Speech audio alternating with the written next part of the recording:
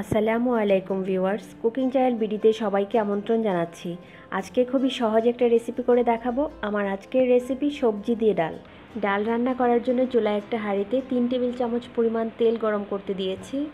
তেলটা গরম হয়ে গেছে, দিয়ে দিচ্ছি পেঁয়াজ কুচি। এখানে আমি 2টা পেঁয়াজ কুচি দিয়েছি। এখন দিয়ে দিব রসুন কুচি 1 টেবিল চামচ। এখানে পেঁয়াজ রসুনটা একদম লাল করে ভেজে নিতে হবে, ঠিক আমরা যেভাবে ডাল বাগার দিই সেভাবেই করে নিতে হবে। পেঁয়াজ রসুনটা ভাজা হয়ে গেছে। আমি আধা কাপ মসুর ডাল আধা ঘন্টা ভিজিয়ে খুব ভালো করে ধুয়ে নিয়েছি। ডালগুলো দিয়ে দিয়েছি, একটু নেড়ে দিচ্ছি। এখন দিয়ে দিব হলুদ গুঁড়া 1 চা চামচ, মরিচ গুঁড়া আধা চা চামচ, ধনিয়া গুঁড়া আধা চা চামচ। এখন মশলাটা ডালের সঙ্গে একটু ভালো করে ভেজে নিতে হবে।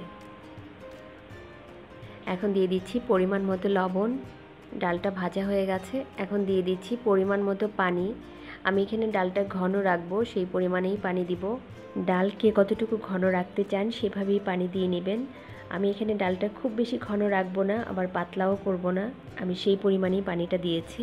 ঢেকে দিচ্ছি বলক আসা পর্যন্ত। ডালে বলক চলে এসছে, একটু নেড়ে দিচ্ছি। আবারও ঢেকে দিব ডালটা সেদ্ধ হওয়া পর্যন্ত। এখানে ডালটা প্রায় সেদ্ধ হয়ে গেছে। এখন আমি সবজিগুলো দিয়ে দিব। এখানে আমি মিডিয়াম সাইজ 2টা চিচিঙ্গা নিয়েছি। চিচিঙ্গাগুলো একটু মোটা করে কেটে নিয়েছি। এখন সবজিগুলো দিয়ে দিচ্ছি। এখানে চাইলে কিন্তু কেউ ঝিঙা দিতে পারেন, আবার পেঁপে দিয়েও এই রান্নাটা করতে পারেন। একটু ভালো করে নেড়ে দিতে হবে। আর ডালটা কিন্তু এখানে গলে যাবে না, একটু আস্তে আস্তে থাকবে। ঢেকে দিব সবজিটা সেদ্ধ হওয়া পর্যন্ত। ডাল সবজি প্রায় সেদ্ধ হয়ে গেছে, একটু দেখে নিচ্ছি। সবজিটা সেদ্ধ হয়ে গেছে। এখন দিয়ে দিচ্ছি একটা টমেটো কিউব করে কেটে নিয়েছি। দিয়ে দিচ্ছি কাঁচামরিচ। কাঁচামরিচগুলো এখানে আমি কেটে দিয়েছি, আপনারা চাইলে আস্তেও দিতে পারেন।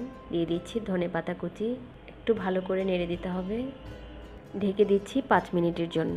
5 মিনিট হয়ে গেছে, ডালটা গলে যায়নি, আস্তই রয়ে গেছে। আমার ডাল রান্না হয়ে গেছে। আমি চুলার গ্যাসটা অফ করে দিচ্ছি। এখন আমি পরিবেশন করব। তৈরি হয়ে গেল সবজি ডাল।